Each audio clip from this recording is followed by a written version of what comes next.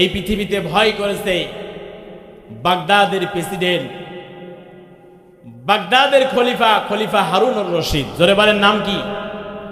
খলিফা Harunur Rashid. Baghdad কোথাকার রাজধানী? ইরাকের রাজধানী। ইরাকের রাজধানী বাগদাদ। আর এই বাগদাদের যিনি খলিফা, এই বাগদাদের যিনি প্রেসিডেন্ট, তার নাম হচ্ছে খলিফা হারুনুর রশিদ। জোরে বলে সুবহানাল্লাহ। মুসলিম জাহানের খলিফা হারুনুর রশিদ, তিনি ছিলেন আল্লাহওয়ালা পরহেজগার ব্যক্তি। তিনি 5 ওয়াক্ত নামাজি ছিলেন। তার মাথায় ছিল টুপি, তার গায়ে ছিল জুব্বা, মুখে ছিল দাড়ি। এই পৃথিবীতে খলিফা হারুনুর রশিদ জনগণের হক আদায় করতেন। জনগণের কাছে জনগণের সম্পদ তাদের কাছে পৌঁছে দিতেন। খলিফা হারুনুর রশিদ নিজে একদিন বসে বসে ভাবছেন, আহারে আল্লাহ পাক তো আমাকে বাগদাদের প্রেসিডেন্ট বানিয়েছেন, আমি তো বাগদাদের খলিফা, সারাটা জীবন ইবাদত করলাম, আমল করলাম, জনগণের খেদমত করলাম, কিন্তু মনে মনে ভাবি আল্লাহ আমি হারুনুর রশিদকে জান্নাত দিবে না জাহান্নাম দিবে। খলিফা হারুনুর রশিদ এ কথা ভাবতেছিলেন। হঠাৎ করে সিংহাসনের উপরে বসলেন। তার চেয়ারের উপরে বসে তার রাজপ্রাসাদের রাজাদেরকে, প্রজাদেরকে ডাকলেন, সেনাপতিদেরকে ডাকলেন, প্রত্যেককে ডেকে বললেন, খলিফা হারুনুর রশিদ, যাও আমার জামানার মধ্যে যারা বড় বড় আলেম আছে তাদেরকে ডেকে নিয়ে আসো আমার রাজ দরবারে। প্রজারা এবার প্রত্যেকে এলাকার মধ্যে ছড়িয়ে গেল, ছিটিয়ে গেল আলেম খোঁজার জন্য, মুফতি মুহাদ্দিস মুফাসসির খোঁজার জন্য।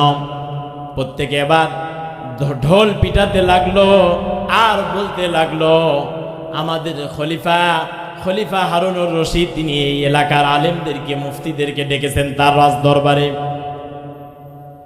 তোমাদের এলাকায় যদি কোনো হক্কানি আলেম থাকে তাদেরকে খলিফার দরবারে পাঠায়া দাও। যখন খবর হয়ে গেল 40 জন আলেম খলিফা হারুনুর রশিদের রাজ দরবারে প্রবেশ করলেন। খলিফা হারুনুর রশিদ তার চেয়ারের উপরে বসে আছেন, সিংহাসনের উপরে বসে আছেন, 40 জন আলেম বসে আছেন, এলাকার মানুষেরা বসে আছেন, প্রজারা বসে আছেন, সেনাপতিরা বসে আছেন। খলিফা হারুনুর রশিদ এবার আলেমদেরকে ডাক দিলেন আর বললেন, ও আলেমেরা, আপনাদেরকে আমি খলিফা হারুনুর রশিদ কেন তলব করেছি, কেন ডেকেছি আপনারা কি জানেন? প্রত্যেকটি আলেম বলল, না, কি উদ্দেশ্যে, কি জন্য আপনি আমাদেরকে ডেকেছেন আমরা তো জানি না।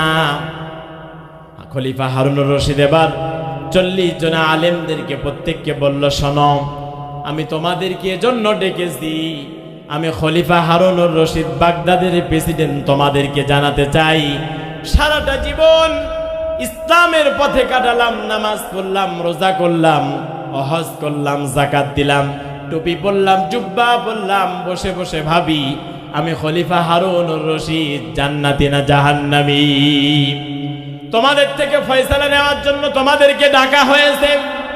প্রত্যেকটি আলেমের মাথা নিচু হয়ে গিয়েছে, কোনো আলেম কথা বলতে পারে না। প্রত্যেকটি আলেম ডাক দিয়ে বলতেছে, খলিফা, আপনি আমাদেরকে যে প্রশ্ন করেছেন, যে কথা বলেছেন, এর উত্তর, এই প্রশ্নের জবাব আমরা কেউ দিতে পারবো না। 40 জন আলেম কেউ যখন কোনো কথা বলতে পারলো না, এলাকার মানুষেরা আছে, প্রজারা আছে, সেনাপতিরা সেখানে বসে আছে। হঠাৎ করে খলিফা হারুনুর রশিদ সিংহাসনের উপরে বসা, দেখে তার রাজপ্রাসাদের মধ্যে 9 বছরের একটা বালক প্রবেশ করতেছে। খলিফা হারুনুর রশিদের রাজ দরবারে 9 বছরের একটা বালক প্রবেশ করতেছেন।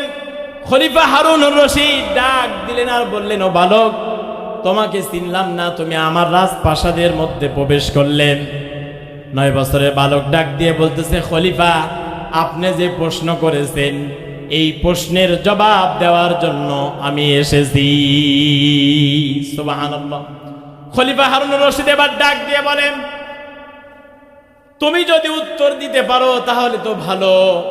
বালক এবার ডাক দিয়ে বলে, না খলিফা, যে প্রশ্নের জবাব দেয় সে বড় না যিনি প্রশ্ন করে সে বড়?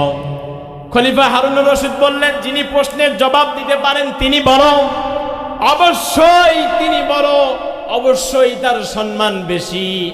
9 বছরের বালক এবার ডাক দিয়ে বললেন, খলিফা তাহলে যিনি প্রশ্নের জবাব দিতে পারেন, খলিফা বেয়াদবি করবেন না, আপনার ওই সিংহাসনে আমি বসতে চাই। সুবহানাল্লাহ। খলিফা হারুনুর রশিদ আল্লাহওয়ালা মানুষ, সিংহাসন ছেড়ে দিলেন। সংক্ষেপ করছি, 9 বছরের বালককে চেয়ারের উপরে বসালেন। খলিফা বললেন, আমাকে একটি চেয়ার দাও। খলিফা হারুনুর রশিদ এবার চেয়ারের উপরে নিজে নিচে বসলেন। বসার পরে 9 বছরের বালক এবার বলতেছেন, ইন হুয়া ইল্লা ওয়াহয়ু ইউহা। আল্লাহ পাক এই পৃথিবীতে যাদেরকে ওহীর জ্ঞান দিয়েছে, ইলম দিয়েছে, অবশ্যই এই পৃথিবীতে আল্লাহ তাদেরকে সম্মান দান করেছে। আল্লাহ তাদেরকে সম্মান দেয় নাই? যাদের মধ্যে ওহীর জ্ঞান আছে তাদের সম্মান আছে না নাই? যাদের মধ্যে কোরআনের জ্ঞান আছে তাদের সম্মান আছে না নাই? অবশ্যই আছে।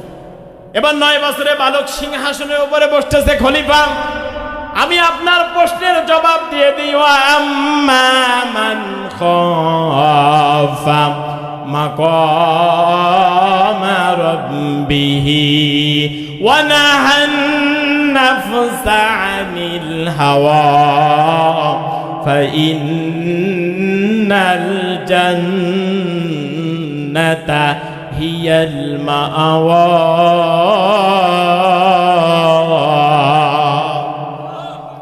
9 বছরের বালক এবার বলতেছেন, খলিফা আমি আপনাকে বলতেছি, আপনি জান্নাতি না জাহান্নামী? 1 নম্বরে এই পৃথিবীতে যদি আপনি ওয়াম্মা মান খাফা মাকামা রাব্বিহি, রবের সামনে দাঁড়ানোকে যদি ভয় করে এই পৃথিবীতে জীবনকে পরিচালনা করতে পারেন। আর 2 নম্বরে এই পৃথিবীতে অনাহান নাফসা আনিল হাওয়া, নফস যা বলে তাই যদি না শোনেন, আমি ঘোষণা দিচ্ছি খলিফা হারুনুর রশিদ আপনি আল্লাহর জান্নাতি। সুবহানাল্লাহ বলবেন না? বলেন, রবের সামনে দাঁড়ানোকে কেউ যদি ভয় পায়, চুরি করবে, ডাকাতি করবে, ছিনতাই করবে, রাহাজানি করবে, মানুষ ঠকাবে, জমির আইল ঠেলবে, জাল দলিল করে নেবে, বলেন না? ও চুরি করতে গেলেও যদি বলে যে আমাকে রবের সামনে দাঁড়ানো লাগবে, আর মন যা বলে, অন্তর যা বলে, টাকা আছে তাই বলে মদ খাবো, টাকা আছে বলে তাই বলে নারী নিয়ে ফুর্তি করব। 9 বছরের বালক বলে, খলিফা আপনি আমাকে কথার গ্যারান্টি দেন, আপনি বলুন যে আপনি কোনোদিন সুন্দরী রমণী আপনার সামনে এসেছে, আপনি জেনা করেন নাই? খলিফা হারুনুর রশিদের চোখ দিয়ে পানি বের হয়ে গেছে, বলতেছে, না আমি কোনোদিন হাজারো সুন্দরী মেয়ে আমার সামনে এসেছে, কোনোদিন আমি জেনায় লিপ্ত হই নাই। 9 বছরের বালক এবার তিনি জবাব দিলেন, খলিফা আমি 9 বছরের বালক আপনাকে বলতেছি, খলিফা হারুনুর রশিদ আপনি আল্লাহর জান্নাতি। সুবহানাল্লাহ। 9 বছরের বালক এবার খলিফা হারুনুর রশিদের সিংহাসন থেকে নেমে যখন চলে যাচ্ছিলেন, যখন তিনি চলে গেলেন, বাচ্চা হারুনুর রশিদ তখন বললেন, এই 9 বছরের বালককে একটু খুঁজে আনো। সবাই তখন তদন্ত করে খুঁজে দেখে এই 9 বছরের বালক দুনিয়ার কোনো সাধারণ মানুষ নয়, ইনি হচ্ছেন হযরতে ইমাম শাফি রহমতুল্লাহি আলাইহি। সুবহানাল্লাহ বলবেন না? এই 9 বছরের ছেলে, 4 ইমামের তিনি হচ্ছেন একজন ইমাম, তিনি হচ্ছেন ইমাম শাফি রহমতুল্লাহি আলাইহি। তিনি সিংহাসনের উপরে বসে বলতেছে, খলিফা হারুনুর রশিদ আপনি আল্লাহর জান্নাতি। সুবহানাল্লাহ। এজন্য আসুন, জাহান্নাম থেকে মুক্তি পেতে হলে আমাকে আপনাকে দুনিয়াকে ছাড়তে হবে, ঠিক কিনা বলেন?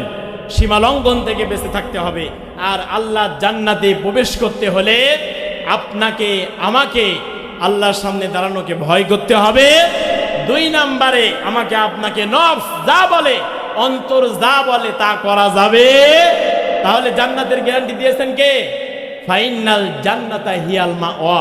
আল্লাহ বলেন, আমি আল্লাহ পাক তাকে জান্নাতের আবাসস্থান দান করব। জোরে বলি।